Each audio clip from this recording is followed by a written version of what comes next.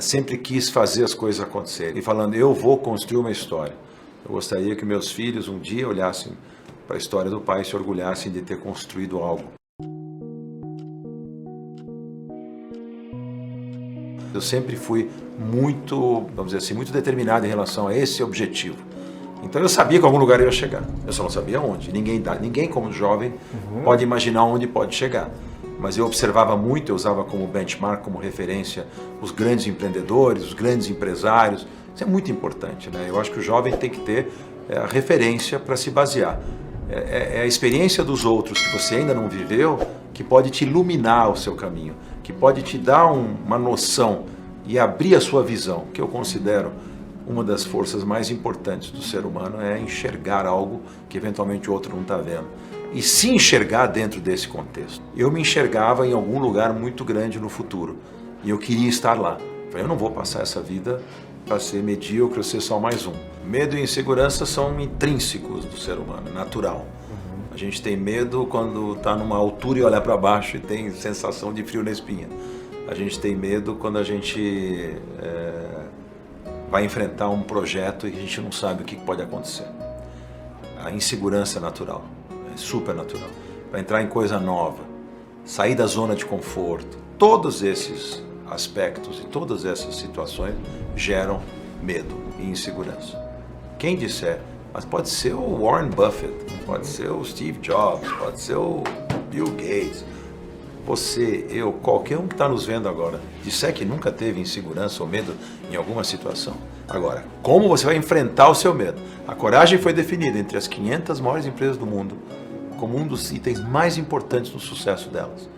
A coragem de investir, a coragem de acreditar, a coragem de enfrentar as crises, a coragem de ter criatividade, de não desistir nunca, de ter essa determinação. Tudo isso faz parte, vamos dizer assim, da definição do sucesso. Então, sim, tive medo várias vezes, sim, já tive insegurança, mas eu consegui largamente superar isso fazendo as coisas acontecerem. E não deixando de fazer, e errando, e tropeçando e levantando, e tropeçando e levantando. A gente sempre tem que abrir mão de alguma coisa, porque nunca tudo corre para o mesmo lado ao mesmo tempo. A vida é uma série de compensações. Eu chamo de como se fosse uma maré, ela vai e ela volta, fluxos e refluxos. Nada está ruim o tempo todo, nada está bom o tempo todo. Nada vai funcionar como você sempre imaginou, mas também nada não vai. Então assim, tudo vai ter uma compensação. A questão é você conseguir administrar isso de um jeito em que a coisa boa seja em maior número do que a coisa ruim, né? Então é muito difícil. Então tive várias vezes na minha vida em que as coisas não caminharam como eu achava que tinham que caminhar. Então cabe a você ter o talento de saber, primeiro, jogar para lucros e perdas os problemas que você vai enfrentar. Você vê que está indo mal, saber sair fora disso, saber corrigir rota quando preciso. Isso é uma coisa da gestão fundamental. A correção de rota, a empresa está caminhando para o abismo.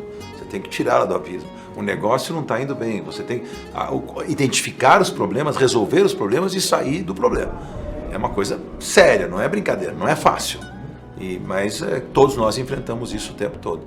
Trabalhar é resolver problemas, a vida toda. Viver é resolver problemas. Então, abrir mão do quê? Abrir mão de vida familiar, abrir mão de tempo livre, abrir mão de lazer, abrir mão de uma série de coisas quando você está focado na construção daquela história. Isso aí vai vir depois, mas sempre com equilíbrio, porque uma vida sem... O que seria das férias se não tivesse trabalho? O que seria o trabalho se não tivesse férias? Se eu ficar só trabalhando e não tiver, a minha mente também vai se cansar e a minha produtividade vai cair. Eu preciso ter também o momento do lazer, o momento do descanso, o momento da família, senão nada vai funcionar. Então este equilíbrio que a pessoa tem que buscar. Mas a gente abre mão de muitas coisas em prol de outras. Tem uma série de características que, na minha opinião, as pessoas têm que ter. Essa primeira é a determinação, a visão, o foco. Você focar naquilo que você quer buscar. Se aqui, você não desviar a atenção, você realmente acreditar, você ter coragem. Essas são as coisas que você precisa. Ah, mas eu não tenho capital. Vai buscar, ou tenta fazer sem capital, tenta gerar o capital, tenta fazer. Ah, mas eu pulo, mas eu não. Mas sempre o né? Ó vida, ó dor. Não dá. Tem que ser um eterno otimista. Trabalhar no Brasil, que é um país que o ambiente para o empreendedor é hostil o tempo todo. Muito difícil. Todo mundo tem que começar pequeno um dia, né? Essa coisa acontece com as pessoas quando ela está no negócio certo, na hora certa, quando ela está trabalhando direito, quando ela está fazendo... Não tem erro no mercado, que, como o Brasil, com o tamanho que ele tem, com as variáveis, com tantas variantes que nós temos de oportunidade, as dores do crescimento são enormes. É sempre que eu falo, passar a arrebentação é complexo. Quando você está nadando no mar, você está tranquilo. Agora, vem aquelas ondas gigantes. Para você continuar a entrar para mar aberto, que aí é outro cenário, você tem que passar aquela arrebentação. Essa é uma prova enorme para o empresário executivo. Aí quando chegou no mar aberto, ufa, passei as ondas, mas e aí? E olha para frente para você ver o que você tem para nadar. Aí vem mais complicação. Aí é o gigante do mar que está na tua frente.